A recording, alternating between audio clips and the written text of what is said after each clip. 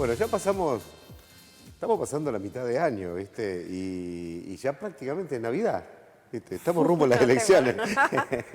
Estamos recibiendo a Agustina de Miguel en el primer rumbo a las elecciones. Agustina, bienvenida, buenas noches. Bueno, buenas noches, un gustazo estar acá. Bueno, se pasa el tiempo, ya estamos hablando de elecciones de nuevo. Muchos inclusive han hablado de cambiar este esquema, ¿no? De que haya elecciones tan seguido, pero también está bueno, es sano, promueve nuevas ideas, promueve nuevos movimientos. Da agilidad, ¿no?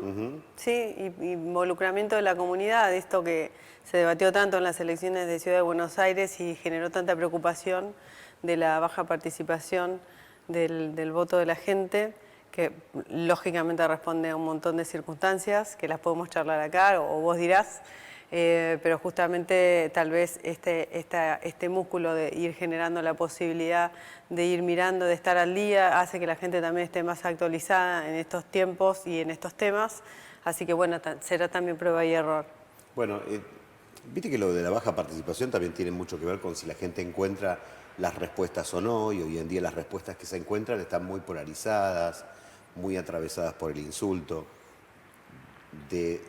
No me gustaría decir bandos, pero parece que fueran dos bandos que se tiran con de todo, y en el medio, el que busca una solución al medio en política pierde. Sí, viste ¿no? que parece como que el que va por el medio intentando esta cuestión de no confrontar se los tilda de un montón de caracterizaciones negativas, como vos bien decís. Y bueno, yo en lo particular soy más de esa línea, de ir por el medio. Creo realmente en la construcción positiva y no en la destrucción y en la descalificación hacia el otro. Entiendo que la descalificación no te lleva nunca a ningún lugar, en ningún aspecto de tu vida. Desde un equipo deportivo a un laburo en una empresa privada y mucho menos en lo público, donde vos sos responsable por lo que la gente necesita, ¿no? ¿Por qué sos responsable? Porque tentás el poder, ya sea que estés en el poder legislativo, en el ejecutivo, en el judicial, ¿no? Porque en definitiva estar en uno de esos poderes, mucha gente le tiene miedo a decir, a mí me gusta tener el poder, ¿no? Ejercer el poder, pero vos estás siendo parte de eso. ¿Y para qué tenés poder? El poder es para tener una lapicera y tomar una decisión y firmar. Entonces, cuando lo haces al solo efecto de no hacerte cargo de lo que no te salió y directamente mirar para los costados y ver a quién puedes culpar por esa situación, es donde empieza a generarse esta polarización tan venenosa que la traemos hace tiempo ya, ¿eh? No es de ahora. Bueno, a mí me sorprende esto. Yo escucho los dos discursos más polarizados. En uno se me complica, viste que dice Milei que la obra pública está atravesada por corrupción, nada que no sepamos, o sea, porque es muy complicado, Sí. y sobre todo en las grandes licitaciones uno sabe que se cumplen todos los pasos formales, pero no sé cómo termina. Sí. En teoría, porque siempre terminan ganando los mismos, siempre son las mismas empresas, a lo mejor hay pocas, no sé, pero tampoco veo la solución a eso. Porque decís, bueno, terminemos con la obra pública porque es fuente de corrupción. Y yo lo puedo entender en el acceso que se hizo con Roca, que todavía funciona y que se cobra porque pasan millones de autos en un ratito. Ahora no lo veo en el paso bajo nivel de Junín, en donde qué vamos a hacer, a quién le vamos a cobrar para que las personas pasen de un lado al otro de Rivadavia. ¿Qué hacemos con esta retirada de la obra pública completa, total, ¿no? Sí, muy bien tu analogía. Me gustan los dos ejemplos de dos realidades diferentes. Entiendo que en el caso de Javier Milei, y lo digo de una humildad de opinar sobre una concepción de un presidente, es una manera simple de poder explicar el porqué de su reducción en la obra pública. Desde ya todo lo que se dice a nivel de extremo, como decir siempre, nunca, no son buenas explicaciones o no son argumentos que sean suficientes para una sociedad que necesita soluciones y nada más que eso para, en su caso, transitar una ruta nacional o en este caso pasar de una zona de la ciudad a otra con una ciudad que terminó siendo partida en su momento por las vías y ahora por una obra detenida. Y desde ya que no, Diego, te lo puedo decir yo desde el lado de la gestión nuestra, desde lo que nos toca hacer a nosotros hoy, porque la gente así lo decidió cuando eligió por tercera vez a Pablo, tanto todo lo que refiere a la contratación por parte del municipio, que puede ser por licitación, por concurso y otras formas que te establece la Ley Orgánica de Municipios, todo se hace con la transparencia que tiene que tener. Y en el caso de nación o provincia o municipio, quien gane está totalmente establecido y regulado por las normas. Y también recordar lo siguiente, en los tres lugares, nacional, provincial o local, hay órganos de fiscalización y órganos de control. No es que los poderes ejecutivos pueden decidir como se le dé la gana cualquier tipo de contratación por parte del Estado. Es decir, en el caso nuestro, por ejemplo, el control lo hace por su parte el Tribunal de Cuentas, que no lo tiene en todas las provincias. El Tribunal de Cuentas es por provincia, en el caso de la provincia de Buenos Aires, está acá en Junín y tiene otros municipios a cargo.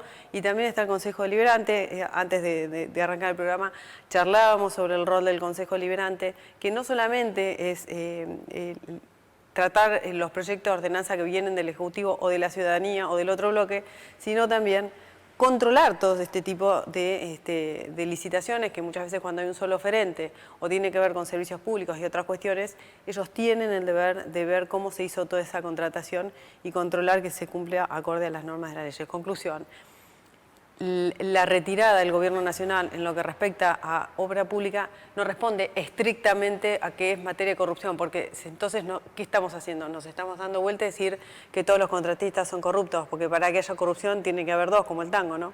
Entonces, es un poco justo irse con una mirada tan sesgada, injusto, con una mirada tan sesgada, decir es por corrupción. No digo que no exista, porque para nada es así, y hay casos concretos y fallos judiciales, y eso... No quiero meterme en otro tema porque tal vez querés profundizar más en esto, pero hay una realidad, Diego, que si no respetamos la institucionalidad, y la institucionalidad está reflejada justamente en la independencia del Poder Judicial, si el Poder Judicial considera que en tal licitación hubo o no hubo corrupción, hay que respetarlo. Sí, sí, hay que respetarlo. Así es. O sea, yo entiendo, y aparte no entiendo ese argumento de decir, bueno, pero le encuentran a este y al otro no, y bueno, empecemos investigando a alguien. Eso estaría bueno. Sí. También he sabido del otro lado, he visto una vez un accidente, no voy a decir de qué político, muy conocido, que había tenido un accidente acá en un pueblo de la región. Sí. Era un homicidio culposo, un choque, que podemos tener cualquiera de nosotros, Dios nos libre. Y el fiscal de oficio empezó a investigarlo y recibió una llamada por teléfono y dice, ni se te ocurra investigar el del doctor Tuk Tuk.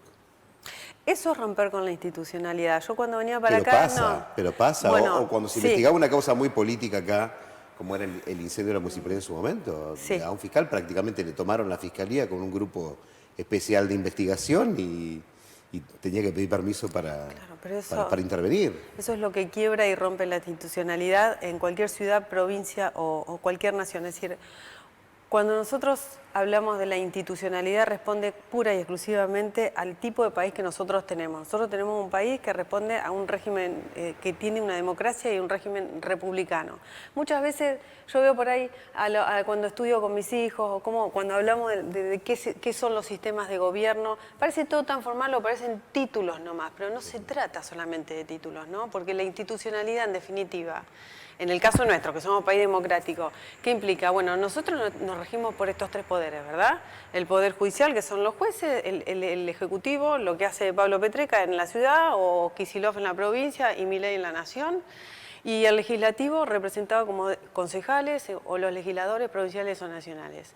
Bueno, eso está dividido. Entonces, también esto, ¿no? De ir a lo que vos mencionás.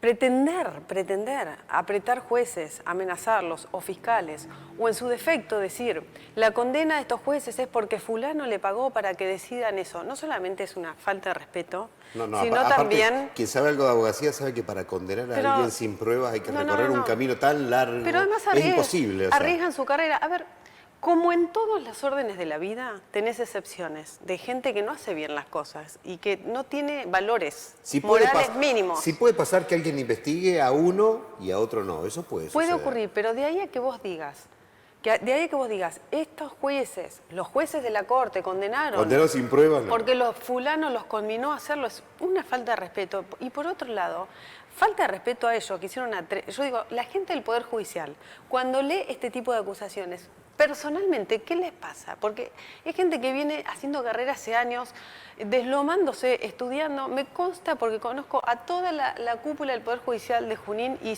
sé que muchos de ellos estudian un montón, se matan por rendir y le ponen todo el énfasis a eso. Y de repente llegaste a la primera liga siendo, suponete, juez de la corte y te encontrás con alguien de alto nivel, supongamos político, que indica que fulano decidió que fallen de tal o cual manera.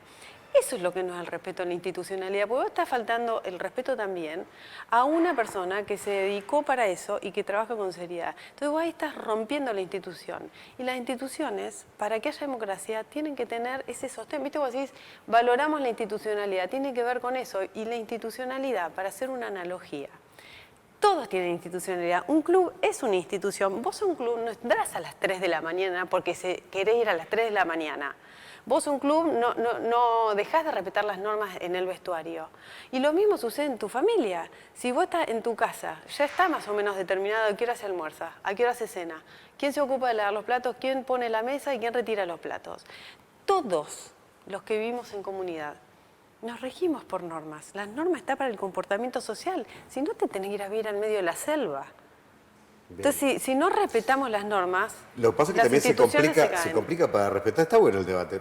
Se complica para respetarlas también, porque a veces nos volvemos extremadamente procesalistas, nos perdemos en un proceso interminable que termina siendo la nada misma y pulverizando todos los derechos de base. O sea, sí. y vos entrás al Poder Judicial, que hay gente que labura y muy bien, sí. Y te encontrás con un montón de piripipis que la gente que no sabe de derecho se encuentra. Tal cual. Y termina viendo el derecho estrellado porque en definitiva el tiempo se comió sus derechos, sus ganas, su plata, sus bienes y ahí los derechos quedaron colgados en cuadrito. Mira, hablando del Poder Judicial, yo te puedo contar que en lo que respecta a Junín tenemos, por ejemplo, 4 juzgados civiles y comerciales, los 2 juzgados de familia, el Tribunal del Trabajo y toda la parte del fuero penal, que muchísimos de ellos trabajan y sobre todo como ahora todo es vía electrónica, sobre todo trabaja con una velocidad increíble. Vos subís los escritos vía electrónica y los prohibidos son súper veloces, sí. Mucha eficiencia.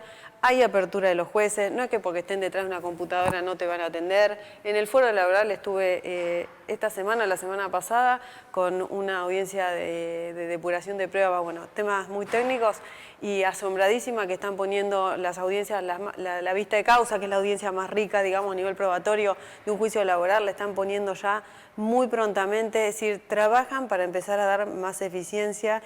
Y por otro lado, Diego, en Junín además nos conocemos. Nos conocemos, tenemos el privilegio de tener esa cercanía que se vive tanto en el Poder Judicial como en el Ejecutivo y en el Legislativo y en todo caso podemos estar mirándolo con un amigo, un vecino, cómo se trabaja. Y con respecto, por ejemplo, al Ejecutivo, y no quiero alargarme, que muchas veces viste que se habla de la palabra burocracia, incluso te entiendo mucho porque a nivel interno del gabinete, en gobierno está la subsecretaría legal y técnica también, y nos cuesta mucho hacerle comprender o que nosotros seamos más claros al momento de hablar al resto de secretarios y demás, que muchas veces los procesos administrativos tardan y llevan un montón de escalones, y esto lo explicamos en Caminos Rurales. Claro, aparte son parte del derecho y está bueno. Ahora, pero tiene que ver con los reaseguros. Tiene que ver con los seguros, sí. Sí, porque si vos haces mal las cosas, la paga el vecino. Sí. Después te voy a contar una anécdota de alguien que fue intendente por pocos días. Bueno. Que le pasó algo con el Tribunal de Cuentas, pero es larga, así que... Me lo vas a tener que contar de no. Bueno, dale. Te ofrezco mirar las caras de la política y me contás qué es lo que te produce. Bueno.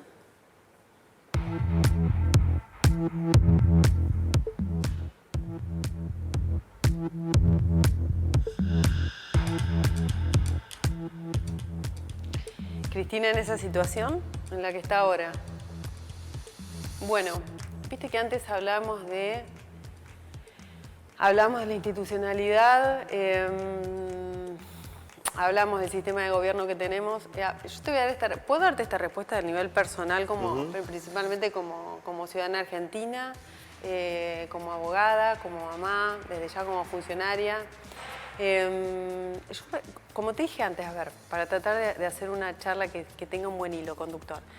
Yo respeto mucho el sistema republicano de gobierno que nosotros tenemos y la verdad es que si es así, respeto la decisión del Poder Judicial en cada sentencia que ese Poder Judicial dicte en un juicio de ejecutivo, en uno penal, en uno civil y en uno de familia. Y siempre está respetando los procesos de ese juicio ejecutivo, ¿sí? Y esto lo voy a decir, Diego, con el mayor de los respetos, porque no quisiera tentarme con esto del relato único, de contarte mi propia historia, porque yo soy de un partido político y Cristina es de otro partido político. Esto lo digo con toda la parte genuina que tiene que ver con mi ser interior, de lo que yo creo de esto, y tiene que ver con esto puntualmente. Yo respeto la decisión del Poder Judicial. Se ha dicho sobre esto muchísimo en relación a acusar a los jueces de la Corte que resolvieron porque se los indicó alguien o algo o alguna corpo o lo que sea. Y en eso es donde yo no podría de ninguna manera decir si tiene que ver con eso y nada tienen que ver los partidos políticos en este caso.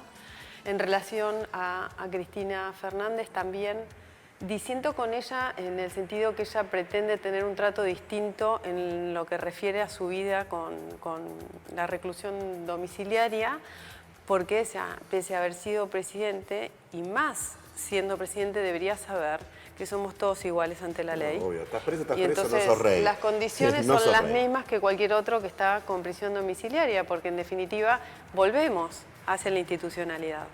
Vamos con la segunda de las fotos. El gobernador, callado últimamente, o lo vi, o veo que en su gobierno en general tiene su forma de hacer política, la respeto. Él elige ese tipo de política o en todo caso habla más cuando se trata de cuestiones meramente de partidarias, no tanto de la gestión provincial bonaerense. A nosotros nos cuesta mucho todo lo que tiene que ver con lo que la provincia tiene que responder en nuestra ciudad. En tres temas fundamentales me salen en este momento que tienen que ver con la seguridad, la educación y la salud, donde necesitaríamos más presencia, tal vez más asistencia, que la ley lo determina, en términos de esas tres materias que no son poca cosa, por decirte una sola cuestión y que tanto siempre le preocupa a los juninenses y a los argentinos, que es la seguridad. Y para tener seguridad tienen que tener patrulleros en condiciones, esos patrulleros tienen que tener gasoil. Vos sabés que el tema del gasoil es terrible, con lo poco que en la provincia te alcanza para 2 o 3 días y el resto lo pone el municipio y somos nosotros los que con la tasa ponemos luces para que la ciudad esté iluminada y no sea peligrosa y compramos las cámaras de seguridad para que poder hacer desde el COM toda la prevención del delito, porque justamente también el objetivo es ver conductas sospechosas en la noche o de día para evitar que luego terminen en cualquier tipo de robo o lo que sea que infringa el Código Penal. Entonces, desde ese punto de vista, sí me encantaría que haya más autonomía de la municipalidad en relación a las provincias. Tercera de las fotos. Bueno, un disruptivo, como muchos analistas dicen, es una persona tan excepcional a la regla general de lo que refiere a los políticos, que es un ser humano muy tentador para analizar, ¿no? Lo analizan todos, lo analizan psicólogos, lo analizan analistas políticos, politólogos, no solamente de nuestro país, sino del resto del mundo. Por supuesto, carismático. Yo creo que para ser presidente tenés que ser carismático, tenés que tener un don de llegarle a la gente, porque si no, no llegás. Tiene un valor que es cumplir con la palabra. Entiendo lo que él prometió en campaña, es lo que está abocado a hacer, que es más que nada materia económica, y lo que él sostiene en relación al gasto del Estado, lo hablamos hace un ratito. ¿Y qué más te puedo decir? Está muy concentrado en un objetivo determinado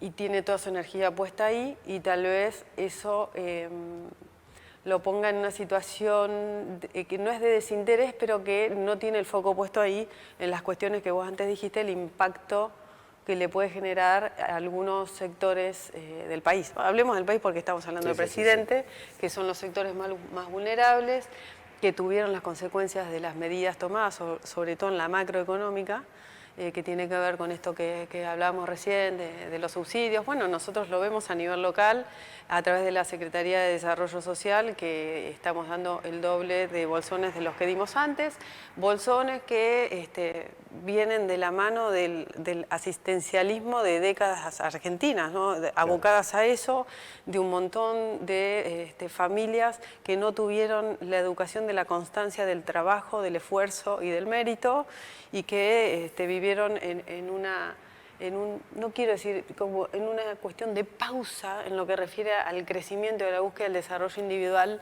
que les significó luego tener esta dependencia del Estado. Claro, qué mal que le sacás las cosas, pero también qué mal que en 20 años, 25 años no pudiste hacer prosperar. Nada para solucionarle nada. No pudieron ¿no? despegar. Qué mal, qué mal las dos posiciones y qué mal los dos gobiernos en eso. Ahí hay dos malos. Mira, te quiero presentar las frases de la política.